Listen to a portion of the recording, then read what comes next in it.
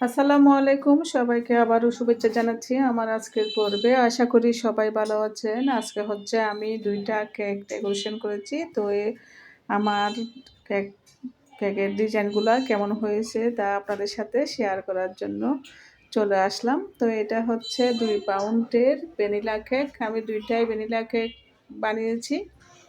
আজকে হচ্ছে মানে একদিনে ৩ টা কেকের অর্ডার।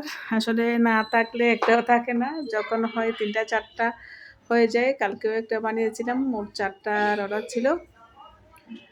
তো তো কী করব আর অনেক কষ্ট করে বানিয়ে ফেলেছি। আলহামদুলিল্লাহ। তো এটা হচ্ছে রাউন্ড শেপের মধ্যে। তো এটা হচ্ছে গায়ে হলুদের জন্য। তো কেকের ডিজাইনগুলো আপনাদের কাছে কেমন লেগেছে অবশ্যই কমেন্ট করে জানাবেন।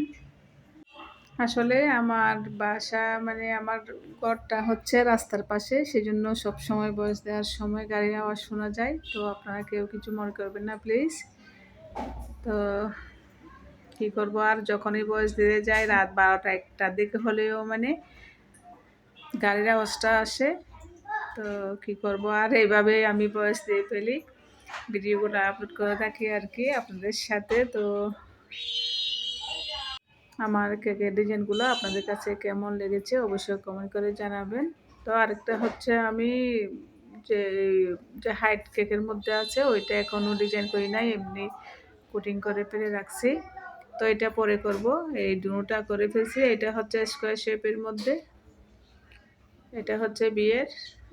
তো ২ টা কেক আলহামদুলিল্লাহ আমি শেষ করেছি অনেক কষ্ট করে। এটা হচ্ছে ৩ পাউন্ডের মধ্যে স্কোয়ার শেপের। স্কোয়ার শেপের কেকগুলো করতে অবশ্যই অনেক সময় লাগে। তো কাস্টমার চেয়েছিল মানে কাস্টমার বলতেছে একটু রেটটা কম রাখার জন্য। আসলে কেক বানাতে অনেক কষ্ট। সবাই যারা বানায় তারা জানে।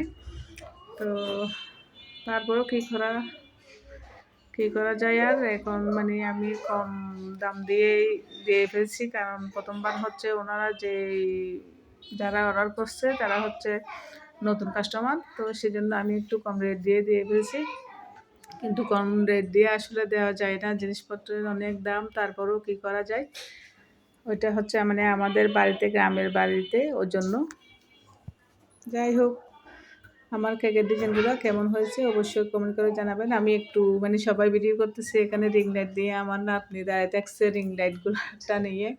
তো ওইটা সহ একটু আপনাদের সাথে শেয়ার করলাম। কেমন লাগছে অবশ্যই কমেন্ট করে জানাবেন।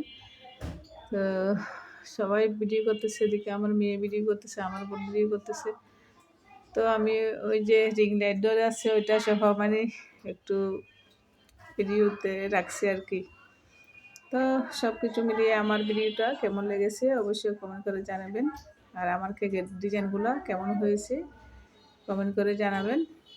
আমার কাছে মাশাআল্লাহ অনেক সুন্দর লাগছে। কষ্ট হলেও একটু এমনি ডিজাইন করতে আসলে অনেক কষ্ট হয়। অনেক ধৈর্য নিয়ে কেকের কাজগুলো করতে হয়, সেটা অনেকে বুঝে না।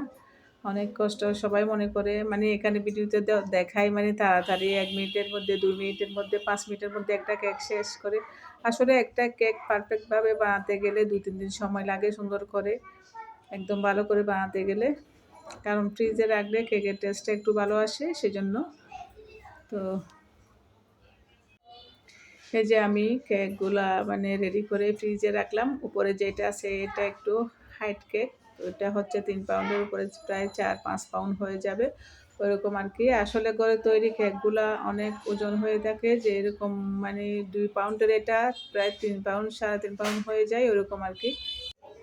তো কেকগুলো আমি ফ্রিজে রেখে দিছি। উপরেরটা আমি পরে ডিজাইন করব। তো আমার ভিডিওটা কেমন লেগেছে অবশ্যই কমেন্ট করে জানাবেন। ভালো লাগলে একটা লাইক দিবেন, সবার সাথে শেয়ার করবেন আর সাবস্ক্রাইব করে আমার পাশে থাকবেন। সবাই ভালো থাকবেন। আল্লাহ হাফেজ।